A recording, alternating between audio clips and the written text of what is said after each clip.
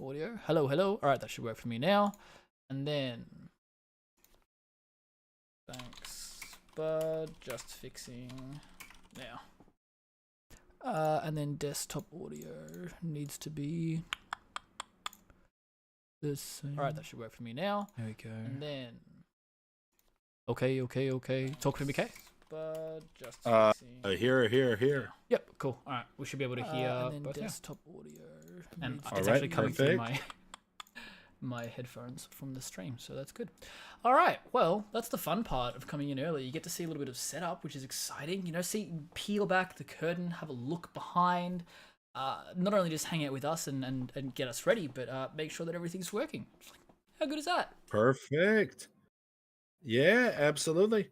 So we're all ready to go now. Welcome back, everybody. And I'm ready to go, Naf, if you are. Yeah, you know what? Why not? Let's just give it a crack. All right. Okay. So, you ready for this? Oh, baby. I am so ready. Ooh. 1 second, just because I don't want it to end up. Wow. It's blue balls. I gotta keep you waiting. I gotta edge you a little bit on it. Yeah. All right. So, eventually this is gonna become Patreon content. So y'all are getting this for free. That's very true. Nice one, Kenny. Absolutely. So here we are. All right. Did you ever pinch your co-host, lean in for a kiss, then get rabies from the raccoon that was impersonating him for insurance money, and now you're in a weird polycule with him and the deer down the street, but no one's talking to each other, and you wake up in a cold sweat at night and ask yourself, why do they even have two Dakotas? Well, that's what it's like listening to our podcast. So sit on down, all you cowpokes, rattlesnakes, javelinas, the frog that lives in Jeff Bridges' throat, and visit the side of the internet that is almost as poor as the poor fuckers on screen. Because we're back, like 90s grunge and Maxbox 20. We're here, we're queer, now let's talk about some steers. I'm your man with 2 last names and 1 to hide behind, and I'm borderline burnt out as an egg on the sidewalk of an Arizona mall during summertime. I'm Movie K Man III, also known as Keegan, also known as K, also known as formerly straight. And with me is a rootin' tootin' kitten caboodlin' last Jedi Endorsian sexy mouth Australian here with a lick and a promise. That's real cowboy slang.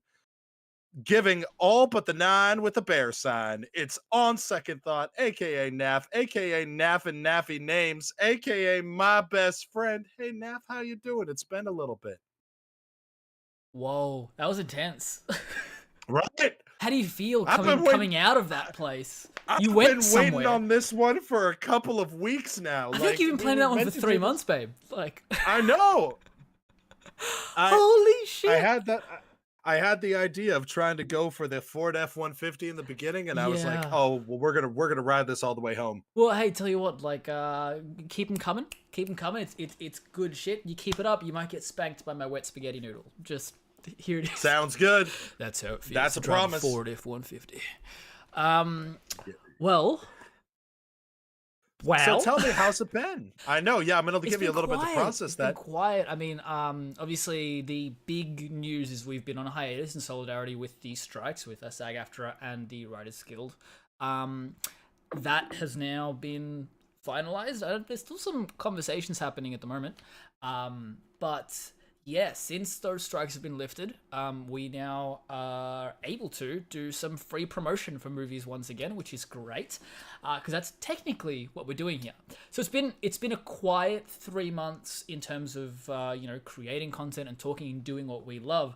That being said, you and I talk every day about movies and life and everything. So oh yeah, I've just about had my fill. I've had enough. If anything, like I'm done. I'm good. It's time to share this with others because we have it all the time. Yeah. So it's one of those things. Well, and a shout out to Ronan and Patrick in the TikTok live. They've also been very excited for us and wondering how our day is going. And it's a lot better now that we're here with everybody here. Obviously, Kenny and chat, everybody here. Just as a reminder for those listening to this after the fact, you can come listen to us every Saturday at 6 p.m. Pacific Standard Time. Come listen to us live. Eventually, this might be Patreon content. And I'm really glad to hear this. And Ronan, really, that means a lot to me and a lot to Nath and myself that you are interested in hearing our opinions on things. We'll freely give them. And frankly, it's nice to just have this be in a place where people actually care about them, because I would just be on the street corner talking to somebody about I this. think I actually found you on the street corner talking about this film. You had a sign that was like, if you don't watch this, I'm going to kill you. And I was like, fine. That is correct. And I just kind of followed you home while I was in LA and we watched it. Absolutely. It was just a straight up threat. Yeah, but like you were saying, so Saturday nights, your time, is actually Sunday, 1 p.m. my time in Australia. But depending what guests and stuff we get on, it's all over different places. This is an international podcast. That is the scale of which you guys get to participate. And also shout outs to Kenny and Whoosh, who are in chat over on YouTube as well. Kenny helping us get set up this morning and saying he's just here for the chaos, and also talking about how Westerns are such great movies, but also we'll get into that. I'm assuming that's controversial. It might be a typo, or conversal, because you just get to talk about them a lot. I'm not sure. But feel free to clear it up for me, Kenny. And Whoosh saying he's more confused about Arkansas and Kansas, or is it Arkansas and Kansas? Or is it Arkansas and Kansas? I don't know either, dude. Like, this is an Australian issue, American geography is listen, not only like is that it's just also like an American English thing of how can this simply be, just simply be Arkansas and Kansas, and it's pronounced Arkansas in one way or another. But you know what else is confusing? Us and what we're doing here. Care to take us into this delightful journey of madness? Oh my goodness, yeah. Like, I actually forgot that we were doing a stream today. Let me fill you in a little bit, Kay, on what we're doing here today. I know that you kind of don't have any idea of what we do here. You just kind of show up and we figure it out. I don't know why I'm here. Yeah, but for me, I put a lot of effort into this and setting this up. So I think that it makes sense. I'm glad one of us did. I should have the chance to explain what we do. What do you reckon? Please. Okay, so a reminder for those of you who have come back to One with the Films, and introduction to those who haven't been here yet. If you're here for the first time, welcome. We love you. Welcome. Don't talk to HR about that one. Okay, so for the uninitiated, the weekly watch list, which is what we're doing today, is where Kay and I force each other and you to watch one of our personal favourite films with the goal of introducing one another to something that we adore. And if by chance we get to do the same thing for you, well then, like, that is a win for everyone. From time to time, we'll also bring on a guest or someone with much better taste than us to introduce us to one of their favourite films and then jump on in with us and talk about what makes it special to them. This is our perfect little slice of the day where we just get to really just ramble and gush about the things that we love and share that with one another and share it with you guys as well. And like we were saying earlier, we do this live on YouTube and TikTok, and they're also available to stream on demand basically anywhere you get your podcast shortly afterwards. If you want to find us, One with the Films, anywhere else, we're also on TikTok, Instagram, Twitter, all of those places where you can follow us. And link trees are available in the bios on any one of those that will take you everywhere. And as we were saying earlier, obviously we've got Kay with us, which is Movie Man Opinions, who does his own stuff on the side, and me at On Second Thought, who does my own stuff on the side as well. So any One with the Films link will also show you anywhere you can find our collective work and individual work, depending on if you kind of swing one way more than the other. And us both being, well, listen, both of us being kind of on the LGBTQ side, we're used to swinging both ways. So now, as we're a public forum, absolutely. My so colleagues now watch this. here, I'm kidding. absolutely, that's fair. I mean, listen, nobody does except for these fine people who are clearly cultured. I was gonna say we've got like some 4 people watching live in YouTube and 8 people watching on TikTok. And hi, Alexander. Absolutely. And then there is somebody who's asking us to name a plane for an edit. So I'll choose the horizontal plane. And I'll go with the y-axis. Yeah. I'll also choose the plane of existence. And then I'll choose plain flavored Smith's crinkle cut chips. I'm going to pick the astral plane. The astral plane. I'm I like D&D. that. There we go. Hell yeah. And good evening to Alexander. And Pat, for what games we play, we're not doing much at the moment, to be honest. It's very much movie focused. Absolutely, but there's I guess one way we could tie a game into this is I love Red Dead Redemption 2. And Mm. speaking of westerns, let's talk about the movie that we brought in today. Now, Yes. obviously, this film is Hell or High Water. Now, we're gonna have a little bit of fun facts on this, but I brought this film. I saw Why? this way back in 2016. We will get into why and sort of a thing there. But first, I want to get into a little bit of fun facts. I brought this to Naf, and Naf did the work and actually found out more information about this film. Some of the stuff I didn't even know. So Yeah. go ahead, Naf, and Well, let's go on to it. okay, sure. So, a couple of fun facts on this film. So, released in 2016, it was nominated for 4 Academy Awards. That's Best Picture, Best Supporting Actor for Jeff Bridges, Best Original Screenplay, and Best Editing. It's a modern age western. It's a bank heist thriller as well, and it stars Chris Pine, Ben Foster, Jeff Bridges, and Gill Bermingham. That is like the most western surname, like Birmingham, you know? Have you been Absolutely. spanked by a Birmingham? I don't know, but anyway. Oh yeah. This film was made Oh, on yeah. only 12 million USD, significantly less than you would expect almost any films to be made these days. It grossed back its budget at over 3 times. It made 38 million, which again, you look at the gross for it, it doesn't seem like a huge amount of money when you compare it to the likes of the big franchise films that are coming out. But to triple back your budget's not half bad. It currently has a rating of 97% fresh on Rotten Tomatoes. It's got a 7.6 out of 10 on IMDb and a 3.9 out of 5 on Letterboxd. It was directed by David Mackenzie, who also directed films such as Outlaw King and some episodes of the TV series Under the Banner of Heaven.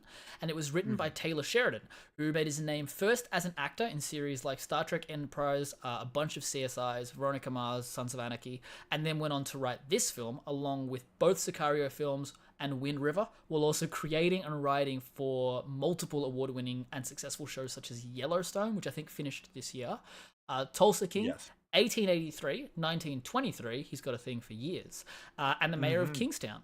I think he's also got a thing for Jeremy Renner. It features Don't a we all? score by Nick Cave and Warren Ellis and cinematography by Giles Nutkins, who, fun fact about him, actually worked on Revenge of the Sith in the camera and electrical department, so that's pretty neat. At a runtime of only an hour and 42 minutes, this film keeps you on your toes with your eyes glued to the screen every second with its incredible screenplay, performances, score, and beautiful West Texan scenery. And Podwans is in Oh. chat. Hey, Podwans. Well done, Naf. Well explained. But I kind of want to turn it to you because I brought this film to you. Mm. Now, obviously, you just found all this out. What did you know beforehand? I didn't know this film existed. Like, I'd never heard of it at all. So, like, I actually watched this Hold on film- one sec, Sure. Neff. You might be breaking up a little, so I don't know if your internet connection is thing there. Is that just me, guys, or is that also you? Just Ken, if you're I'm assuming it'd be okay on my end because mine's from my microphone coming straight in. So, yeah, it might be that my just me, end, guy? if anything. So regardless, all right, Cool. it looks like we're good. We can continue. all good. Let me just make a note of that.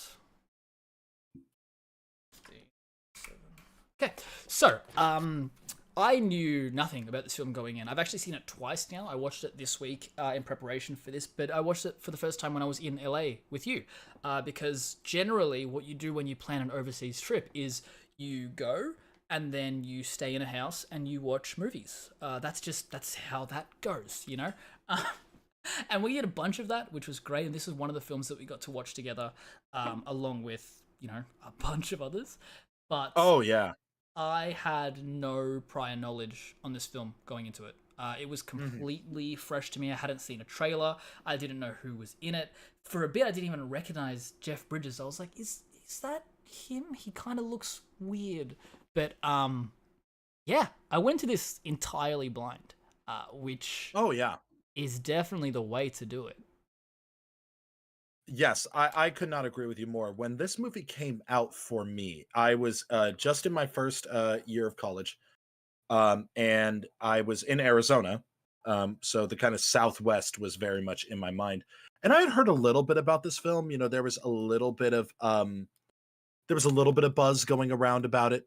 However, it really was kind of a it was gaining a little bit of traction, but nothing much. It was kind of a smaller release. And what I ended up doing was, kind of just going and listening to, some reviews on it. But then my dad and I went and actually sat down in the theater to watch it because I had heard, obviously it's the writer Sicario, like Sicario a lot. Like, let me go and see what this is about. Watch it. Completely blown away by the film. Yeah. Completely blown away by everything that it does with what it, like, it's so simple yet so effective. And I couldn't shut up about this film. Like, I couldn't shut up about this film for months after its release. Yeah. And that I'm was actually just pretty frustrated that you didn't reach out to me. Oh, yeah. Well, it was one of those things where at that time, I didn't believe much in social media. I didn't even have an Instagram at that time, if you can believe it. I kind of can. but Considering the like- story you've told me about you prior to the last couple of years, I see it. Oh, for sure. Absolutely. No, I mean, fair enough. But like, the thing about it is, like, what this film does is just really brilliant. Now, before we get fully into it, I want to just preface this by obviously saying this is going to be a spoiler heavy show. Yeah. That's just what it is. It's just like, we want to be able to talk to you about all the things that we love about it.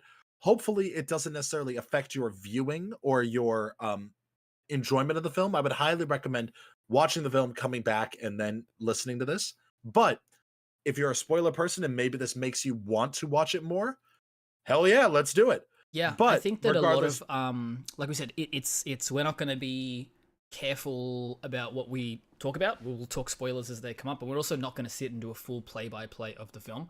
So as Kay was saying, like, you will still get some enjoyment if you watch the film post this episode. But for those of you who haven't been here before, what we do here is we do let you guys know what film is what we're going to be talking about the following week to give you enough time to watch it and then come and chat with us about it.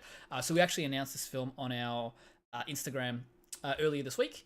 And if you stick around to the end of this episode, we're actually going to be announcing our special guests for next week, along with the movie that we're going to be watching. So you'll have all week to check it out before you come and chat with us. How good is that? It's like we've thought of everything. It's literally, this is the perfect podcast, if I do say so myself. Just saying. I'm just saying that, like, y'all are stumbling onto, greatness. That's what I'm just saying. And, as I said, we are the highest low quality podcast out there. And I mean, look at your camera quality, babe. Like, what are you talking about? You know what I mean? This is the best quality for a purely audio based entertainment form. And, my favorite thing is, we clearly have people in the chat that have likewise great opinions. We have Chris with coming in here with appreciating No Country for Old Men. This is the podcast for you. You guys already have good taste. Come on, stay a while. But anyway, going on. Let's talk about it. Now, we picked 3 things we really want to talk about with this film. Let's get started with number 1, shall we? Yeah. So this film, some incredible characters. Like this is a incredibly character-driven story. And like, obviously it's a heist film. It's, it has all the entrapments of it, all the things there. Yeah. But that's not what, in my opinion, makes this film special. What makes this film special to me is how these characters are created, loved, and poured into with this film. Now, you wanted to talk a little bit more specifically. I kind of want to see, you're being introduced to Tanner. You're being introduced to all of these characters as we're going with this. What was your feeling with this? What are some of the things you want to talk about in this regard? Yeah, for sure. So one of the things that that I kind of called out was there's something really special in how what's the word? How kind of physical the performances are from each of the cast. I mean, everyone in the film. But what you will find is that within the film, a lot of the character development and big elements of the story are kind of unraveled, or the layers are peeled back through character interactions that go beyond the trust me. How long have we been brothers? That you sort of usually get when you're trying to introduce this, and you even have, like, there are characters that you've got one that's retiring in a week, and the other that's going to go and, like, take on, and you have so much space for there to be written exposition again and again and again and again. And what I think the For film sure. does so well is that from the opening shot, it starts doing character development, like in camera, with how these characters act. And one of the things that I was thinking on was particularly in that first scene. We're introduced to Toby and Tanner, who are two brothers that are robbing a bank. And at this point, we don't really know that they're brothers. We just know that they're a team. They are wearing balaclavas, and there's a woman who's walking into a bank, and you've got Tanner walking past and basically going in. And one of the things that I really love is the interactions between Tanner and Toby as they're robbing this woman. Tanner, you are shown very clearly, has a lot of experience here. He has done this before, and you know because he walks in, he knows exactly where to go, he knows exactly what to ask and exactly what to do. And Toby, Chris Pine, all you're seeing is fear in his eyes because that's all you can see. And especially his reaction to watching his brother throw this helpless woman around and force her to, get money where there isn't any. Oh, yeah. And then they realize that the boss isn't there yet, right? Such a great moment. It's very much a mic drop moment. You're opening slow. You've got that score by Nick Cave and Warren Ellis. Just like it's these low strings that are just kind of really building a bit of tension, and it's a dun dun dun dun dun dun dun, dun, and it's just happening. You're like, it's a bit of. It has a similar feel to watching Dunkirk and having Hans Zimmer's. Yeah. Like it's kind of a time thing, but a lot of the sequences in this film divulge information about our characters through them watching one another. And I think that is really powerful. And I think we spoke about this the other day. It makes me feel like this is something that should be shown in like school to go, this is how you do it. This is how you make character development and exposition gripping. It's so amazing to me with the beginning of this film, how similar, like just how much is conveyed before the title of the film even comes up. Yeah. Because they robbed two banks before the title ever even comes up there. And I love the beginning where it's you learn so much about these people before you even like the film's even really started. Yeah. Because you're seeing that Toby, what I love is it's almost even comedic to a degree. Yep. Is this moment of like coming in there and it's having the guns out and it's just this sort of thing of like open the drawers and then just having this moment of it's in the safe and I ain't got the code. And then it's like, you guys are new at this, I guess. Like, well, you could get out of here. Right now, all you are is stupid. Yeah. Like leave now, and that's all it'll be. And I love that because then you also get Tanner's little bit of his sadistic side. Yep. That happens in this moment when he just says, "Tell me I'm stupid again," and you really get a bit of, oh no. He gonna be a problem, ain't he? Yeah. And I think that's sort of what I think is so cool about like what this movie does, and even the lines where it's like little things, like, and this is stuff that I think you get as you have with your second watch, but you get it the more times you watch it. Like what I love is just him in the beginning, like even when she's starting to panic that the boss is now coming in, Tanner just has that great little line of, "This ain't about you, darling." Yeah. And I love that because it's like it really helps illustrate the journey that we're about to go on. And then it's followed up by what I think is one of the great moments of the film of like from the comedy standpoint is that one where they rush in. Tanner gets on the like the desk and is like pointing that like open the motherfucking drawer. That whole thing of going in there, and then the person at the desk is like, "You got a gun on you, old man? You damn right I got a gun on me." Yep. And then Toby takes it and puts it on the counter. And then it's just this sort of thing of like, we ain't stealing from you, we're stealing from the bank. And then they're about to leave, and the guy's just like, "Idiots," and just grabs the gun off the counter and just starts shooting at him. And then you know what I mean? Like, it's just so good. It's just such a great moment to show the contrast of there's something more at play here that we will figure out what that means Yeah. in time. Mhm. But it's not. But we're not. It's like a trust me, just wait. Yeah. I promise you, it's going to be worth it. But it just it's the perfect way of getting yourself to like understand what these characters are going through, what these characters are about to embark on, Yeah. and understand that there is more to this journey that we have not yet been made aware of. Absolutely. And I think that one of the things that happens in that first or the second bank scene as well is it sets up another antagonist for the film. Oh yeah. And I loved a couple of things about that. One is that every action within the film it's teaching you about the characters, right? The fact that Toby, so Chris Pine's character, who doesn't really know what he's doing, takes the gun off the guy and puts it on the counter is very indicative of, I don't do this very much. And you see that when they get back in the car and Toby's like, what the fuck were you thinking? Putting the gun on the counter next... Like, what is actually wrong with you? And he's like, yeah. And then, later in the film, the similar scenario, it doesn't happen like that again. You know, he learns from that. And that's what I mean in particular around how the characters are developed by, you know, like their actions and, of course, their reactions to things. And I feel like we would be remiss. Like, obviously, we're talking about the very beginning of the film. Yeah. I'm sure that you're probably going to transition to this, but I think that it's also contrasted with, you know, Jeff Bridges and Gil Birmingham's characters. Yeah. You know, they are very much not the antithesis, but it's sort of those characters truly are you see the yin and the yang of these two different relationships, of these two different types of brothers. One is literal blood and bond. One is occupational. Mm-hmm.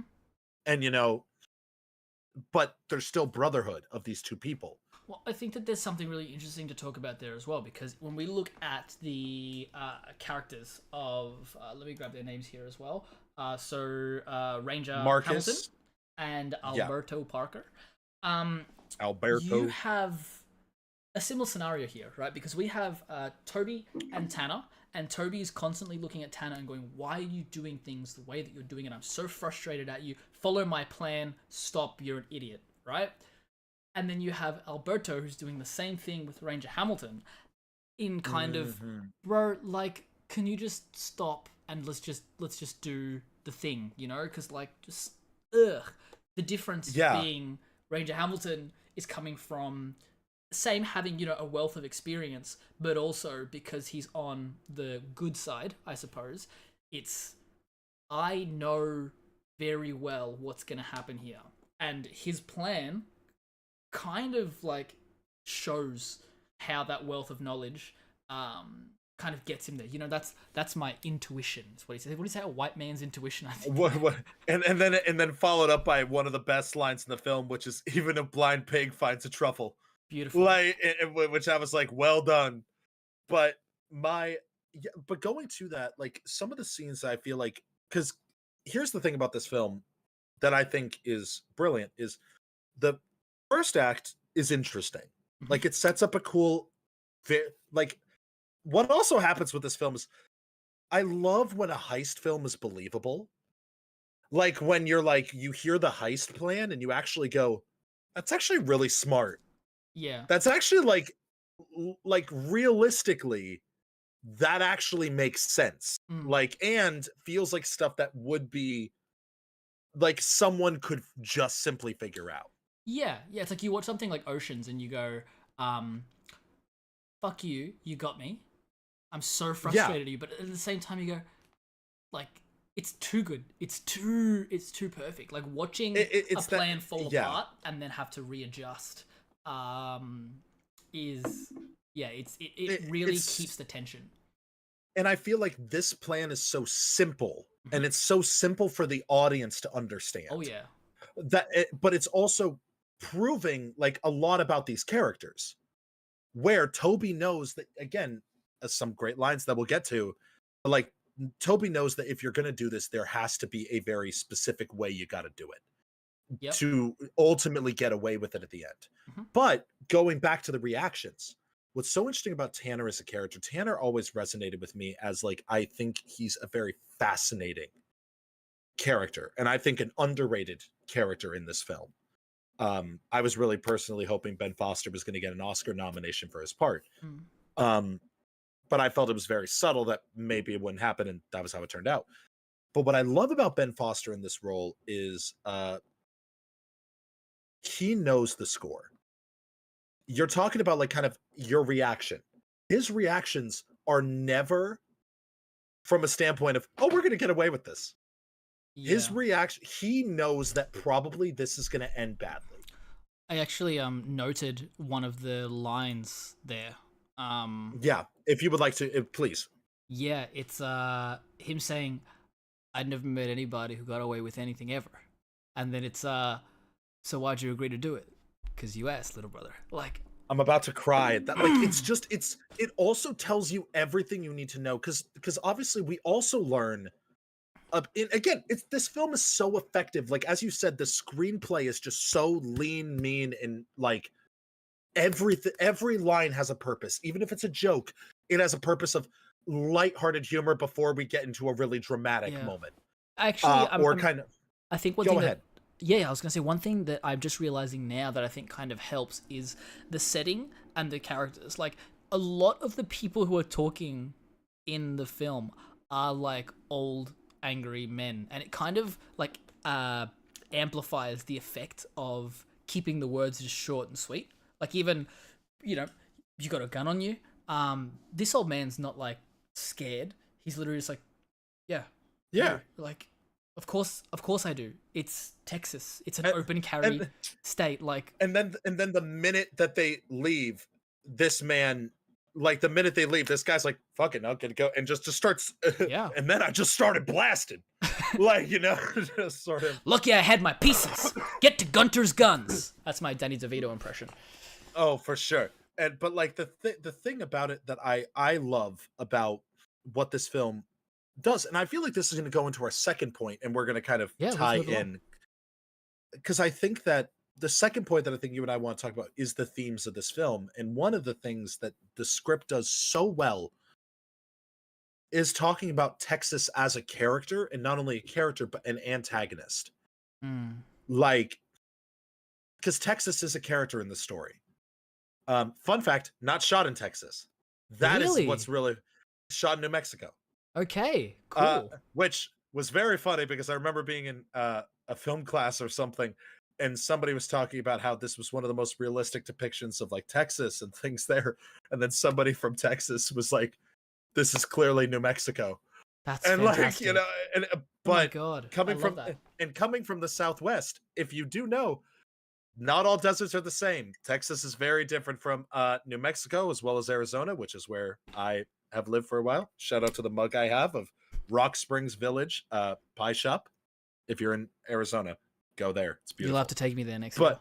oh, for sure, that's the plan. I want to go to a pie shop. But oh, it's like a hole in the wall place. It's awesome. Yeah. Well, let's dive anyway. into a little bit more of these like themes. We've got like poverty, brotherhood. We've got Texas as an antagonist as well. I think a really good way to start that is with this quote from Toby in the film. It's towards the end of the film where he's having a conversation with with the ranger, and he says, "I've been poor my whole life, like a disease passing from generation to generation, but not my boys, not anymore."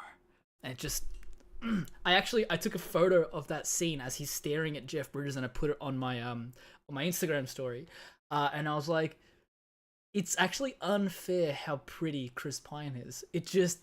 Like in that shot especially, he has that intensity, and I'm like, if I wasn't bi beforehand, I was bi then, bro. That's what happened. Like for sure. But like with it, you're absolutely right. Like I think that this is kind of where the characters come in a broader sense. Like obviously you have these four main characters, right? Yeah. And you really understand, like even Gill Bermingham like has that great monologue that he gives later on in the thing there about, because what this film does so well is it kind of shows, yes, it actively acknowledges what Toby and Tanner is doing is not meant to be seen in this film as a good thing. it's not meant to be seen as like, it's like, yes, it is a little Robin Hood esque, but that's not the point of Mm. it. You know, Yeah, like the yeah. point of it is that what It's this film, revenge. yeah, like that's actually a great way. Like that's what it is to them. Mm. Is it's revenge for basically this bank essentially killing our mother. Yeah, that's what That's and happened. Yeah, like, it and when they're it's talking revenge on to, it all. yeah, and when he's That's talking to, I never had a way of being able to fucking put that until you just said it mm, that way. But that's yeah, exactly what it is it's a well, revenge story. exactly. And when we think about Texas as the antagonist as well, be it the locale, the people, and Texas Midlands Bank being the antagonist, you then get to your, BBEG at the end, which is just some old man who's like, we looked after your mom, we wiped this and we wiped that, we're good people. And he's like paying them with their own money. He's like, lucky you showed up today, we were about to foreclose, and the I also lawyer love that even telling him oh yeah. they are going to foreclose on Friday, but chances are they will do it on Thursday. So come hell or high water, you be at the bank on Thursday. It's like,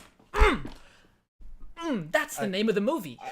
I will actually funny thing. In the original script, I believe the film was I think the film was called Comanche.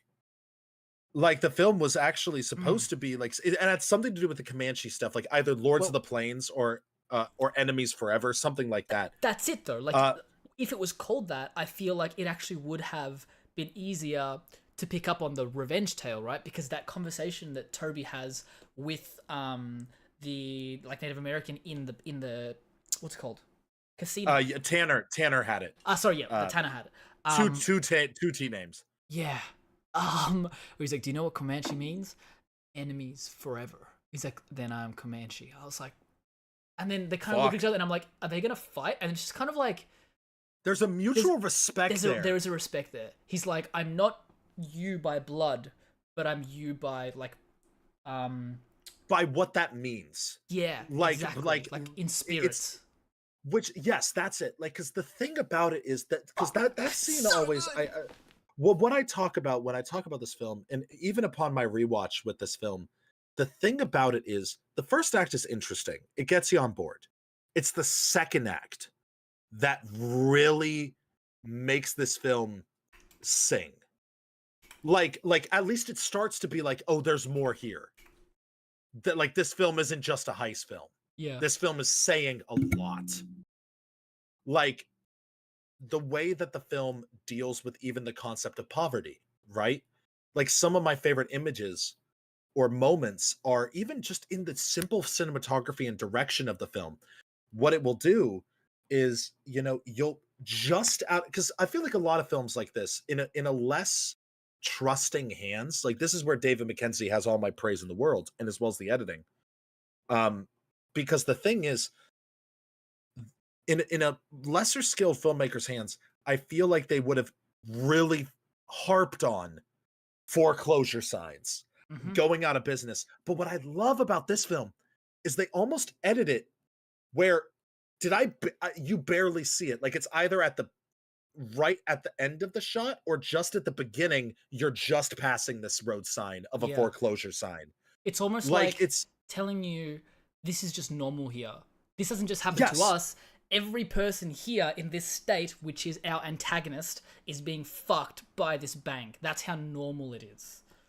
It's showing you, and again, showing, not telling, showing you that what these people are doing is almost what a lot of people wish they could do. Yeah, yeah. And again, you even have that great fucking line it's diner. one of the best lines in the film, again, from this extra who has two, by the way, of the best lines in the film. Like this fucker got 1 day of pay in all of the memorability. But like, the thing is, I watched two guys rob a bank that's been robbing me my whole life. Yep, that's been robbing me for the past 30 years or whatever. And then it's followed up by, at the very end of the scene, seems foolish to me. Why's that? The days of robbing banks and living to spend the money, they're long gone. Yeah. Like this film just has a profound sense of inevitability to it.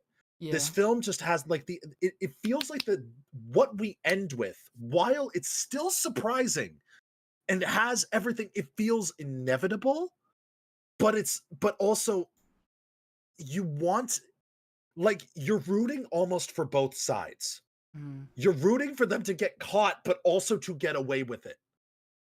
Like, it's such a weird thing that you're end with this thing of like you want both sides to win in some way. Yeah. Yeah. And like what I love about that, what this film does is even like Tanner's character. I saw The Town. We were talking about Jeremy Renner earlier. The movie The Town, I think, is a very good idea of Hell or High Water. I think Hell or High Water is the nuanced version of The Town. Because The Town is incredible. It's a great film. And I think Tanner's character in this is like Jeremy Renner's character in The Town. Mm-hmm. But in The Town, Jeremy Renner was a little bit more got to be the bad guy, you know, got to be the loose cannon. Mm-hmm. In this, Ben Foster brings this human alive. Like, you really feel that Tanner, like, I love the scene where they're driving and it's, again, as you talked about, like the Southwest scenery, and they're just driving and, you know, he's like, you know, how old's your son? And he's like, you know, he's look like he's a lot like you. And he's like, I bet that puckers your right eye. And he's like, and you know, he's just like, you have no idea. And he's like, well, you know, 40 years of life, you know, 10 in jail. You know, if he turns right when I turn left, you know, he'll be fine. Mm.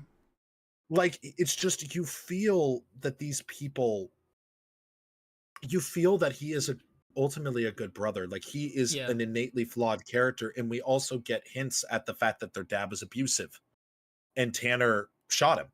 Yep. Like but you kind of see, again, going to the themes of poverty, what this sort of drives, and not that poverty and spousal abuse and, like, you know, abusive parenting are connected, but Yeah. it's this thing of like this secular nature of abuse Mm-hmm. and what that creates. Yeah.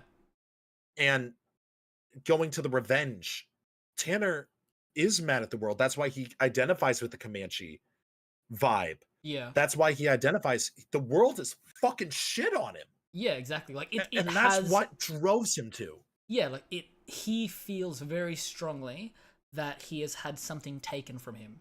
Potentially, that's his childhood and a normal life because of, you know, what he kind of had to do to his dad and things like that. And correct me if Yeah. I'm wrong as well, but if I recall, we don't get that reveal until like the end of the film, where they're just going through his files. Like, yep, it makes sense that he did it because he had done also this, and this. They mention it at the beginning, but it's kind of done in a lot of shit was just said and you're not quite sure you heard it right. Mm. But then they really nail it at the end, where they kind of go, they basically are talking about the will and everything, and Tanner says or Chris Pine says, you never like, you know, Ben Foster's saying why his mom hated him, which is because she always hated that I stood up to him. And then he's like, you didn't understand that, you know, that fighting a beating made it last longer. And then he says, no, I understood it. That's why I stopped fighting and shot that son of a bitch. Yeah. Yeah. And then you have, but then you have at the end, which also is a great line of they're at that desk and it's like, you know, killed his father in a hunting accident. I don't know what he was hunting in the middle of a barn in June, but like, you know, Yeah. and it's like, you know, but like, it's a great line of, yeah, they kind of let him, because clearly there was a good enough defense, but it's probably a person that had enough record of spousal abuse that they're in the court of law. No one's rooting for the other guy. You know what I mean? Yeah. Yeah. I get But that. but what I love about Tanner, and it's kind of interesting because you do talk about, like, you did an interesting thing that we want to say that, like, you know, Jeff Bridges and Chris Pine, because they're the ones that live, are the ones that are you know, that they would be related to each other. But you're right. Ben Foster's character is Jeff Bridges in the relationship between him and Alberto. Mm. Which is so funny because, like, obviously the inverse happens in their stories. You know, my feeling is that having having Alberto die is just, you know, I don't know. I think that is when also the film, when we're talking about, because this is also, we need to touch on, because we've talked a lot about Toby and Tanner. One of the things that I think a lot of people who watch this film for the first time might be put off by when you're watching it through the first time is the racism jokes that Jeff Bridges tells. And I think that at the beginning of the film, you're like, oh, at least like he's making fun of him too. Maybe I can be okay with it, because you don't know if the writer or the filmmakers are just using this as casual racism, or if it's going to have a point in the end. Yeah. But what I think is so interesting is when Alberto dies and is killed.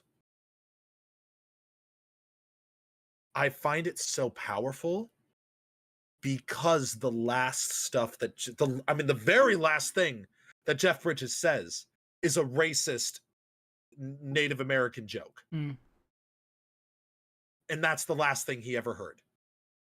Not, I care about you. Not, I like, and that's what the film does so well, is it robs these two men of the chance of a reconciliation, the chance to actually say what they really mean. Yeah. I think it also adds to, like, the film kind of builds up to have you expect Jeff Bridges to die.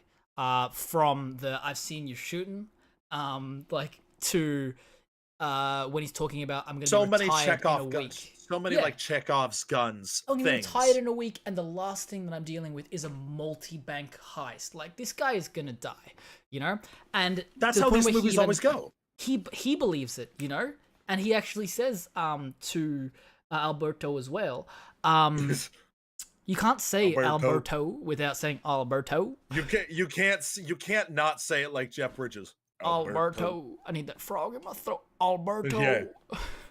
See, the best way to do a Jeff Bridges impression is to try to do a Jeff Bridges impression while thinking that your mouth is full of marbles. So you got to kind of... what if I fill it with this puzzle? I mean, that'll work. Yeah. Yeah, just but I was thinking about the line where he says, it's my jokes you'll miss. Yeah. And it kind of makes me think, you're the one who ends up missing him, not the other way around. Yep. And I think a couple of things I want to talk about with how death is handled in this film. Because one of my favorite things, I'll say, is when death is not filled with so much fanfare, you know? Like, if he got shot in the chest, and again, there's a right place for those as well, you know? Like, I watched Saving Private Ryan last night, and every death is like that, essentially, you know? Like, there's a lot of those ones that are designed. Yeah, but there is something about this person has been with us 95% of this film, and all of a sudden he's just not. And we just have to go on. That is just very indicative of what grief is like in real life, to the point where this character in The Marshal has been so, you know, like, stoic and steadfast and, you know, empty of emotion, that when his, I said, quote unquote, like, best friend dies, his reaction isn't even a, like, oh my god, my friend, he's gone, I can't believe it, oh man, I'm so bad and I've been racist to the Indians. It's literally just a scream. It's just, and it is just so, like, visceral, that noise that he makes. Yeah, it's so, like, the thing about this film that I really like is, even if you're looking at it from a standpoint of masculinity, which a lot of Westerns tend to idealize or do the John Wayne, you know, kind of stoic. This film, I think this is a very subversive film. Yeah. Like, this film basically has, I mean, it's like our thumbnail. It's these two guys, bag of money and guns, you know. It kind of presents itself like that. Like, you know, but it's anything but, in my mind. Yeah. This again, talking about the tone, I wrote there's an image in the film that I feel very strongly about, Mm. which is actually Taylor Sheridan's cameo in the film. Is it's the um it's the cows crossing the road, and that scene where it's like this big, this big ass, pickup truck is just going down the road, and you see these men on horses in the middle of the Texas wilderness, guiding all of these cows to the other side of the road, like cut that fence, as a burning field is slowly chasing them. Mhm. No wonder my Like, kids but don't want it's to do this. yeah, it's the why the hell would we do that? Like, this thing picked up on the highway. It's been chasing us ever since, Yeah. and it's just no wonder that my kids won't do this shit for a living. And it's like, what I love about that image is even, what Jeff Bridges says afterwards is like, Gil Birmingham's like, should we call somebody? And he's like, It'll it'll stop when it burn out stops. Yeah. once it hits the river. Ain't nobody to call out here anyway. Nah, these boys are on their own. And that's just how the film feels. I was gonna say Is that is a metaphor for the film, that little scene, right? Because you have your, intruders in that scene, which are the marshals, and you have Yeah. the antagonist, which is the cows in the way, and this, like, what is being the fire that is kind of pushing the This inevitability of yeah. like it's just it's time, it's changing culture. Yeah. It's just I love when a film can be boiled down to a scene that is like, this is the film. Yeah. Like, that's what I love about what this kind of does, is it's like this is a It's the Bloody visual Mary scene representation. from Short of the Dead. Yeah, exactly. Like that sort of vibe of like Mm. this, like obviously that's a great comedy example, but like this is just, it's so potent. Yeah. And because like it goes to even the Comanche line of, you know, your Comanche, lords of the plains, lords of nothing now. Mm. Everything is always, it was, but now it's not. Yeah. And it's kind of like that thing of going, even I love Alberto's lines about the fact of like, and I'm gonna let you jump in here in a second, but like the stuff of him looking at the bank, and it's like, this was my land. Then the ancestors of these people took it, and now it's being taken from them, except it's not an army doing it. It's those bastards right there. Mm. And it's like everybody feels the same way about that, We're all like being about that fucked by antagonist. someone. Yeah, but everybody agrees. Like, Yeah. I don't think that the marshals want to be fighting for the bank. Yeah. You know, I get that. I think noticed that's in what's chat, interesting. I noticed in the chat on TikTok that Chase was saying that Saving Private Ryan felt a little propaganda heavy the last time they rewatched it.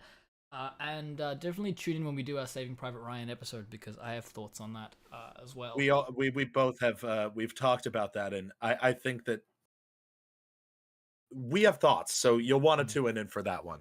And Kenny also said that this is where we get to the tropes of westerns as well. Oh yeah. Which, yeah, we do kind of dive into in this a little bit. And when we were talking before about like how death is handled as well, it was a scene that you talked about the other day, which is at the end of the film when Jeff Bridges comes to Toby and so goes, like, he knows. He can't prove it, but he knows. And Love he that. says to him, tell me why 4 people needed to die so that you could be here when you were already gonna be rich. Like, what's the deal here? Like, why? But the key part there is 4 people. And count them. 4 people in a film where every person is carrying a gun, and banks are being robbed in midday and people are chasing one another. Like, 4 people. That is all. But every single one is like, it's intense. I mean, that was the thing that I did like, and I'm glad you brought that up. I know you and I talked about this off stream, but like when I watched this film in college, I was obsessed with that concept of it, because I was really talking about ethics of film and television at the time. And what I thought was really interesting about this film in regards to that was the fact that the film was very aware of how many. I mean, even if you look at Tanner loading his guns at the ranch, 3 magazines we see. When he shoots at all of the people on the road, 3 magazines. He doesn't have another one. Mm. He doesn't use that gun again because he doesn't have the ammo for it anymore. Yeah. Like, it's actually kind of funny. Those Texans ran away when this man literally ran out of ammo.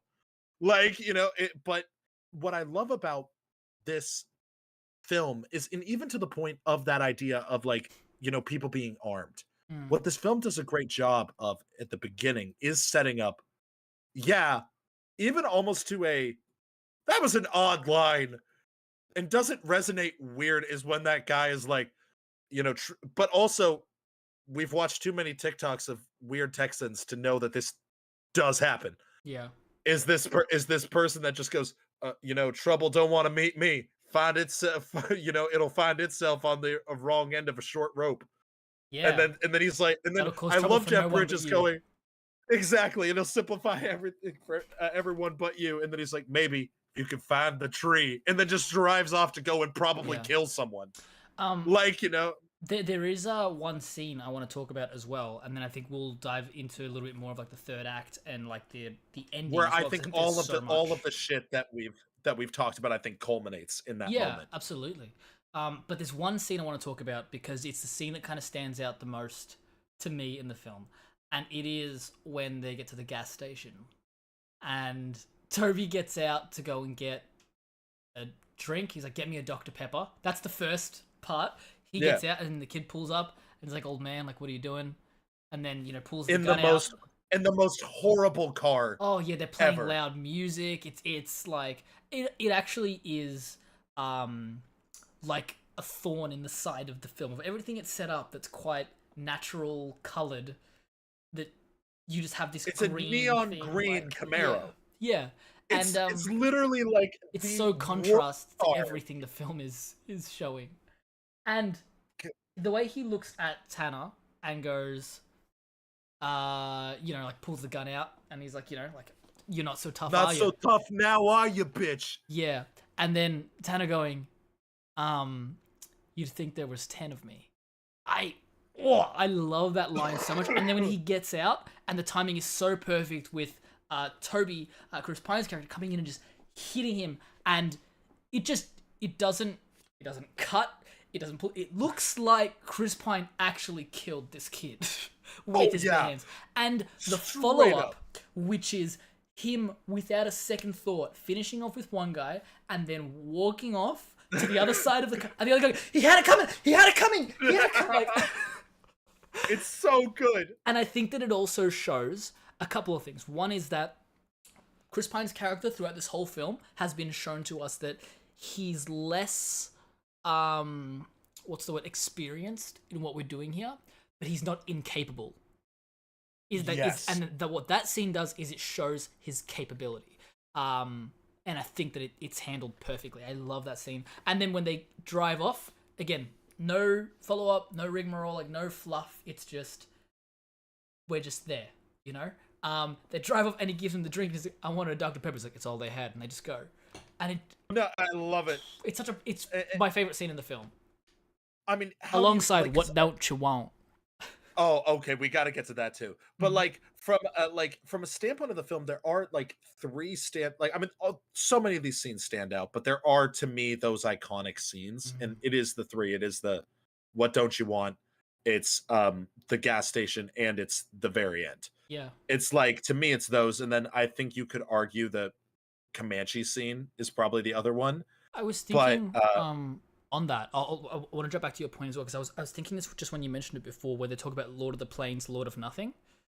The last line that Tanner has is Lord of the Plains, and you can almost sit there being like, "Yep." He kind of knows this is his time. I don't think he recognizes it as a character, but he looks out, he's like Lord of the Plains, but he is Lord of Nothing. He is, because what happens 2 seconds later. So brilliant. It is the embodiment of that scene. I'm the Lord of the Plains. Look Yeah. at me. I'm the badass. I'm up here. No one can fucking get to me. And then immediately shot in the head. Yeah. And Kenny says that "What Don't You Want" sounds like a Spice Girls song.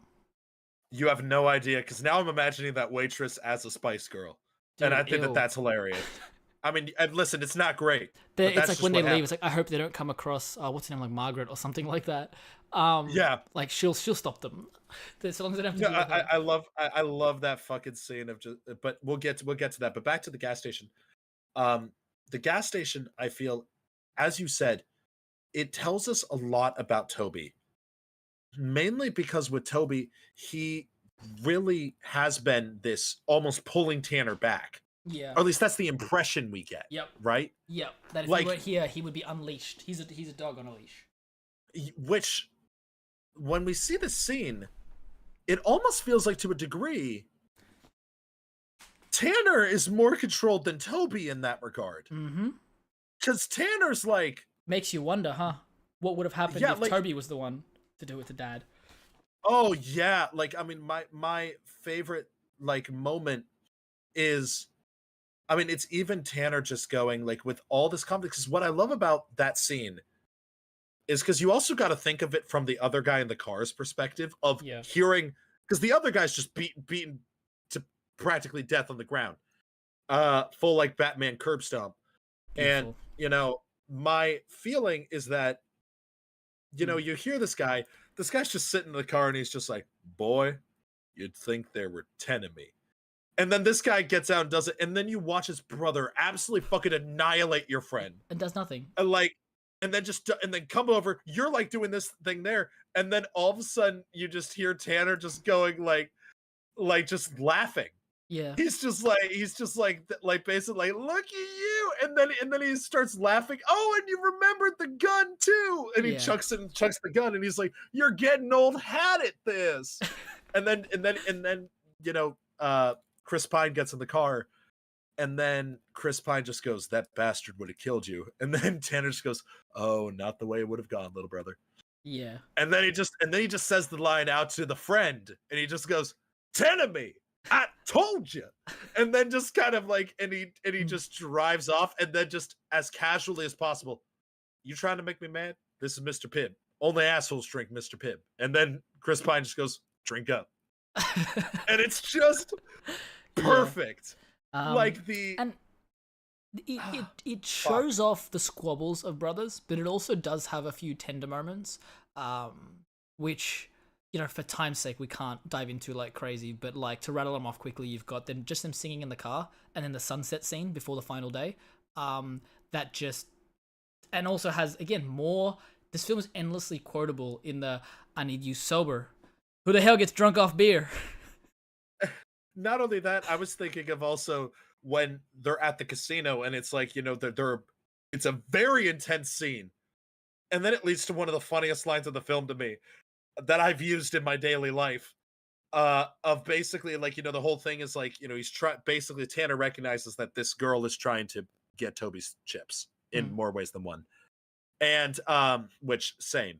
And the thing is that, he's talking to her like, gonna roll a drum, but why don't I sample the goods? You really see Tanner unhinged. Yeah, it's bad. And then it's it's sort of this- uncomfortable, very uncomfortable. Scary. It's like really scary. And then that moment where it's like, the security guard's like, we're gonna have a problem here. And then it's like, no, he's just got a little drunk. I'm sorry. And then he's like, how the fuck have you managed to stay out of prison? And then Tanner It's been just hard. goes, it's been difficult. Yeah, Like, it's just the cadence of him going, it's been difficult. yeah. It's just so funny to me, because I really do feel that is Tanner's whole personality summed up in a line. Yeah. It's just going, yeah, no, it's been tough. Yeah.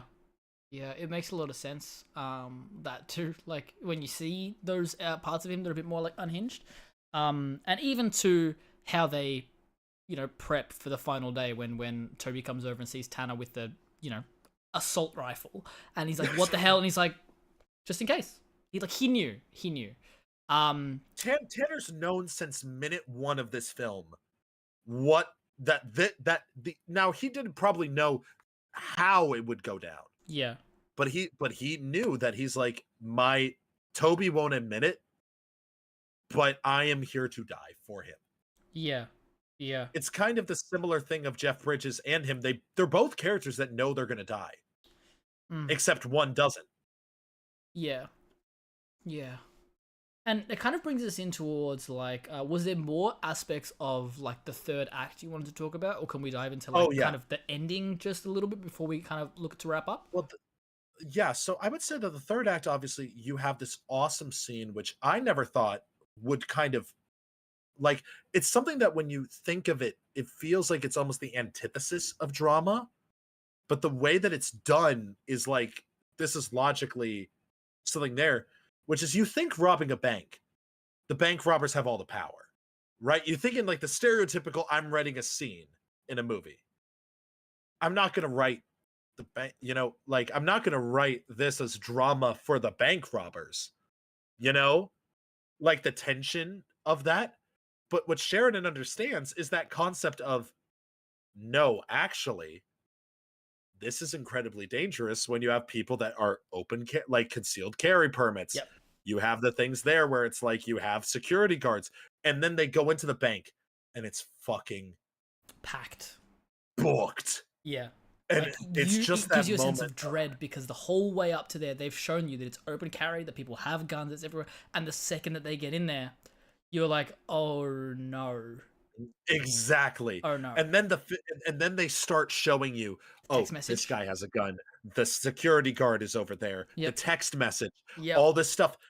And then when it happens, it's so fucking brutal. Like, and I'm just gonna kind of skim over this part there. Like, obviously, stuff happens. 4 people are shot. Or I guess 2 people are shot in the bank. Toby's shot as they're exiting, and then obviously Gill Bermingham's shot and Ben Foster's shot. It's this entire moment there, and then we get to this ending where obviously you have this great scene with Toby in the bank. But skipping over that, I want to focus on the ending scene. What I love about leading up to this scene, and it's the scene that I think the most about in this film, and I think what defines this film. Like, this film is great up until then. Even if it stopped somewhere before then, it would have been a really good film. Is it that last line? It's the fact that that ending scene with the last line is so perfect, and so it's probably one of my favorite ending scenes of all time. Yeah. Because what I love about this act is what we're building up, and what this film has done is subverted expectations. We are led to this moment, and it's very No Country for Old Men was mentioned earlier. It's very much in that same brand of ending, right? Where like we're getting to this moment where we're seeing, Jeff Bridges goes over and talks about the case. It's clearly months after this whole thing has gone down. And they're talking about why it couldn't be Toby, and talking even about the fact that Texas Midlands is like, they're not prosecuting, they're not doing anything there because they're making more money. I think that they said that they're making more in a week than what the robbery was combined, like off of that land. And so it's like we as audience members know what happened and know that we know that Jeff Bridges is right, but we also hear it and are like kind of with Jeff Bridges, where it's like, fuck, this man cannot be, this, we hear both sides of this. And it's so funny because it's almost just this thing of going, it's like when we both know this as neurospicy people. We know that when we're hanging out in a group of friends, when it's like there's one bad egg in the group, but everybody loves that person. And we're like, I don't know why, I just have a bad feeling about you. Nothing that you've done can be a definitive proof of that, but I know. And it's that moment that leads us to this final scene where Chris Pine has his gun and Jeff Bridges is coming at him and he's trying to taunt him. Like, Jeff Bridges wants him to kill him. Yeah. He doesn't want to be around anymore. He's done. He wants to give also, I think, like the last credence to Yeah. possibly get this guy away. Yeah. And it leads to this scene that I just think is also where the performances of both Chris Pine and Jeff Bridges just are magnificent. Mm. Just that whole moment of Jeff Bridges sitting down and, starting this small talk of, oh, have you heard this weather, sort of thing there. Like it's getting kind of cooler down in the evenings.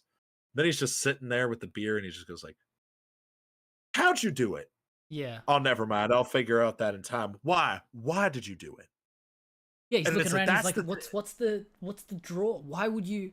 It makes no sense. I can't figure it out."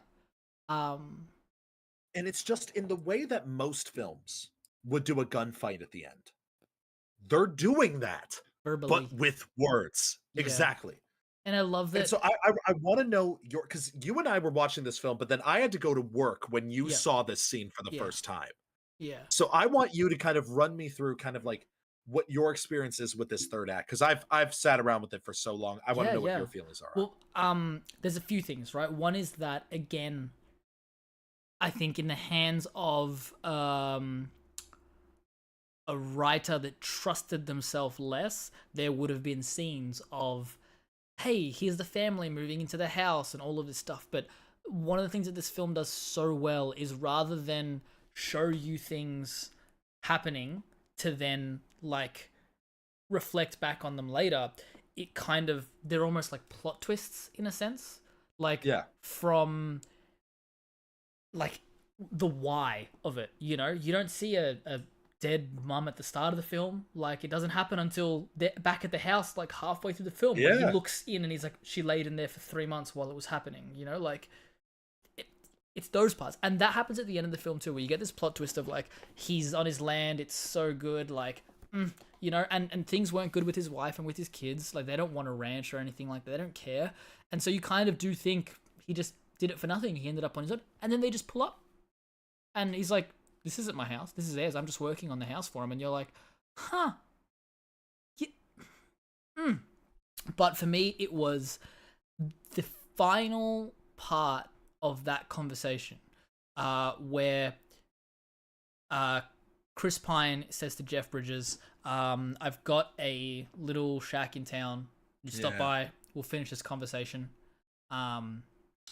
Maybe, no, yeah. So he's like, maybe I'm about ready to be done with this. And Jeff Bridges says, you'll never be done with this. It's going to haunt you the rest of your days.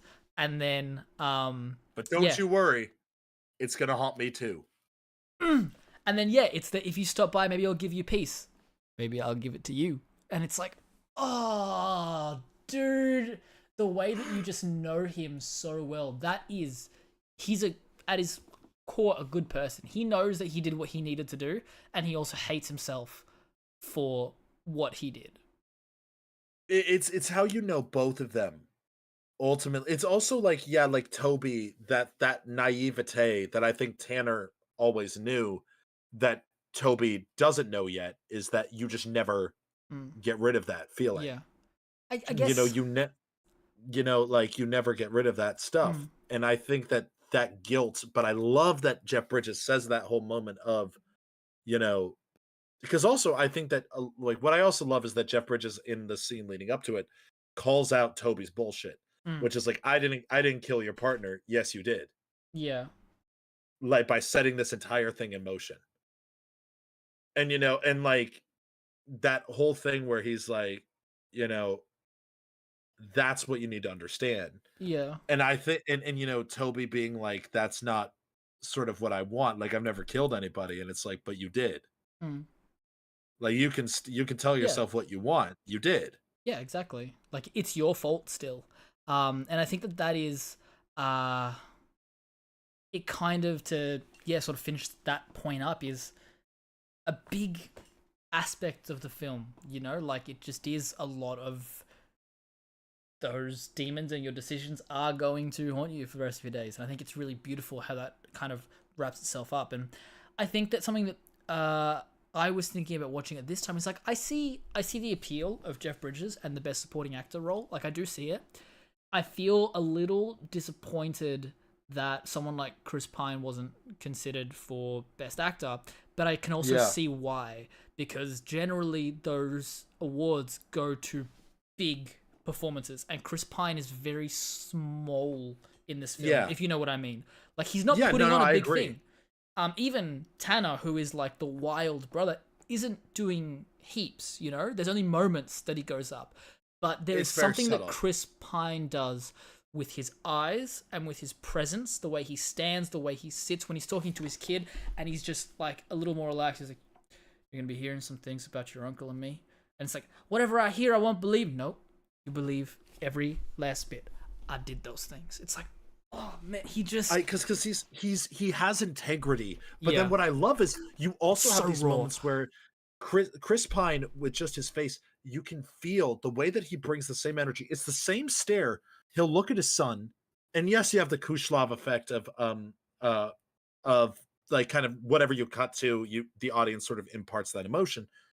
But the thing is, I feel Chris Pine, you have that moment where he's like sitting at the bar and he hears like, Tanner's dead.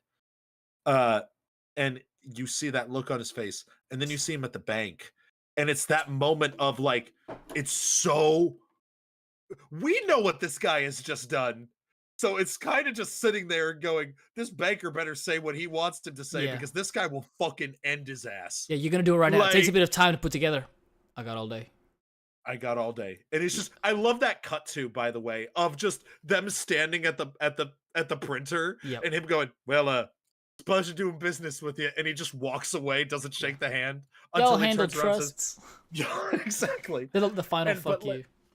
But to your point, I don't disagree with Jeff Bridges' nomination. It's Same. deserved. But at the same time, that's why I was so fighting for Ben Foster, was because I felt Ben Foster brought this humanity to that part that I feel a lot of actors would have just. It's kind of like what Tony Dalton brings to Lalo. I was gonna say, not from Tony Dalton's perspective, but oh man, what's his name? Jonathan Banks. It kind of gave me, but like, Yes. not. I know Jonathan Banks didn't play the crazy guy, but like, picks up and broadcast. All right, I think we're back on there. Yeah. Sorry about that, guys. Oh, yep, we're back online. Sorry. One second, guys. friends, Oh, yep, we're here. back. Okay, cool. And we were at about hour or something. But yes, so going with it, what I felt like Jonathan Banks brought to Mike, I feel is the same thing that Chris Pine brings to Toby, is that you understand this man is not naive to what he's doing, but he is also like a little, he acknowledges it, but also on a deeper level, it's tough for him to acknowledge it. Mm. Like he struggles with certain aspects. And what I think it works about this film, and I think that ending is, I love the fact that they don't tell you what happens afterwards. I love the fact that it ends on that line of, or maybe I'll give it to you. Yeah. I think that it wouldn't be, this film wouldn't work if they gave you an answer. And also Because it makes us sit with it. Yeah. It makes us have to deal with it. And it also shows in that last scene of Jeff Bridges driving away, all of the oil rigs on there. It actually goes like, man, like, wow, these guys are gonna be rich. Like, he did it. You know, he did it. Yeah. And But at it's what cost? perfect, exactly. And it is the perfect place to end the film. And likewise, perfect place to end our podcast. Mm. But so one thing that we wanted to do was we wanted to try something else. We're going to go to a little bit of a cinema a la carte, if you will. We're going to try to see what sort of pairing we would do with this film. If you were to watch this film and pair it with another one, or if someone has watched this film and you think that somebody would like something akin to it, Yeah. what would you recommend? So mine was a movie and a show. Ooh, okay. So I thought there's something interesting because I was thinking on No Country for Old Men. And I was thinking a lot about the Coen brothers. And at the same time, I was like, I'm so glad the Coen brothers didn't do this film. The dialogue would have been incredibly different. They have this way with words that is phenomenal, that I think this film still would have been great in their hands, but it wouldn't have had the impact of silence that this film has. Yes. That being said, No Country for Old Men is a really great thing to compare it to. But I was also thinking of the Fargo TV show, particularly like Ooh. season 2, which dives a lot more into the, like it deals with what's the word, like the Sioux Falls massacre. So it does have to do with Native Americans, and it's got to do with it dives into a lot more of that because it is a bit further in the past too. So those tensions are still like there. So season 2 of Fargo is my pairing for this. Phenomenal. And I also went with a sort of a movie route. I didn't go with the TV route, but I will kind of, I guess, add one because I do think that that is kind of a thing there. I would say what I really think would pair well with this film is Clint Eastwood's Unforgiven. Oh, I haven't seen that. Yes, and I have no doubt you're gonna love it. I was thinking we could do that as an episode. Sounds But great. but what I love about Clint Eastwood's I'll Unforgiven have my was people it reach actually out to your people. absolutely. I'm sure we'll find a way to make it work. Mm. But what Unforgiven does in a similar way to this film is Unforgiven was Clint Eastwood's last Western. Mm. It was when he basically, it was actually a script that he came across and decided he wanted it to be his last. And what I think what it does is almost in a meta way is actually Clint Eastwood's view on violence and is actually his view on kind of what a lot of his Westerns almost more or less endorsed. Yeah. He made you really think about.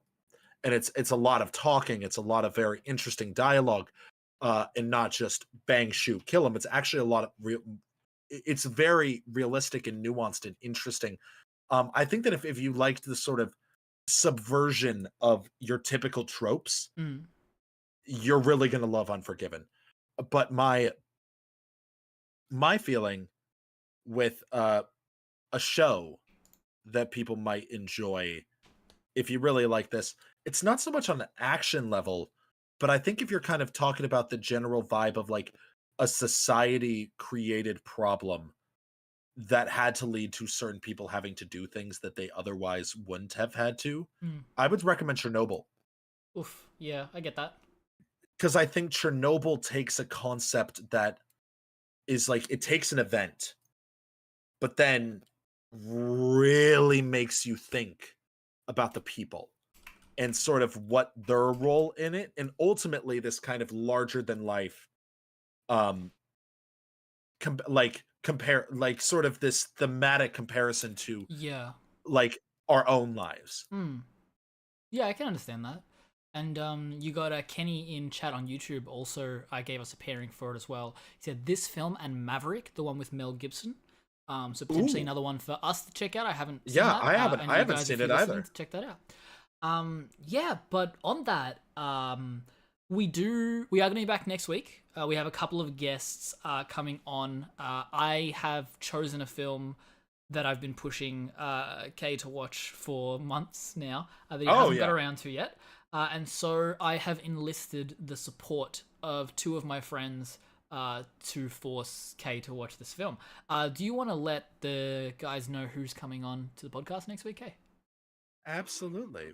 Well, we have a returning guest of Marvelous Johnny will be back with us next week, as well as Star Wars Fact Guy, which you'll be able to come and get everybody coming on in here. Watch them rip me a new one for not seeing this film up until now. Yeah. But it's going to be past lives. It's going to be fantastic. We're very excited to be able to talk about it and to show everything with all this stuff there. It will be our first time doing a film that came out this year as well. So 2023. True. Past Lives, written and directed as a debut by Celine Song.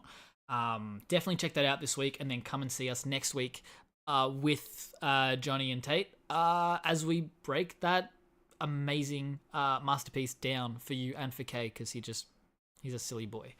But on I am that, a silly boy. You can find One With The Films everywhere these days.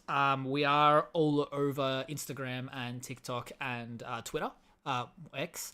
And you can also obviously find us on YouTube as well. This episode will be available to listen to on demand in the next couple of days, as well as a couple of previous episodes that we didn't release just before the strike kicked off. So there'll be a bunch of new content available on Spotify for you guys to check out too.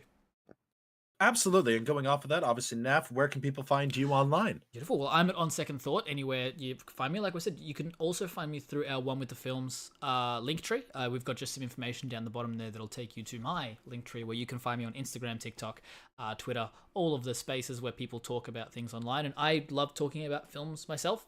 So most of what I've been out watching, you'll see some content on. And then, yeah, obviously I'm here at One with the Films too. And what about you, Kate? Where can people find you, baby? Absolutely. Well, you can find me at Movie Man Opinions on anywhere, any social media, really. You can also find me at Nonchalens if you're interested in my photography. I'm going to try to link that into my stuff there. Talk about movies, talk about anything, ADHD, Dungeons and Dragons, everything there. But obviously, my main priority is here. So if you follow us on all of these, you're going to find the best content, as well as get connected with a lot of the friends of ours. We got a lot of incredible guests coming up. I mean, I swear, like, not all of them are going to be on this year by the end of the year, but we have some, obviously, with Tate, Johnny, them coming on. We got incredible guests lined up for even afterwards, but we have, like, I don't want to jinx it with some of the people there, but truly, Yeah. you guys will not believe some of the people that we have coming on this show. It's going to be good. And it's pretty great. So thank you to all who's supported our journey along the way. Obviously, we're coming up on what? 2 years with this now? Yeah, we'd be at 2 years. Damn. Yeah. How'd you guys allow us to do this for this long? Anyway, but like going on with that, guys, thank you so much for tuning in. Thanks for being our little rambunctious scoundrels. Thank you for coming on over here and just listen to us be idiots with microphones. But to close this out, I want to close with a little quote from my friend Raglan. As my friend Raglan says, another day is hold on, let me try to say it again. Wow. I tried it. You But failed. Raglan says, Raglan said, another day is interdependent on the relatedness of motivation, subcultures, and management. Good night, all you beautiful people. It's very deep, very profound. Oh, yeah. Yeah. I hate it. I understand. All right, thank you, everybody.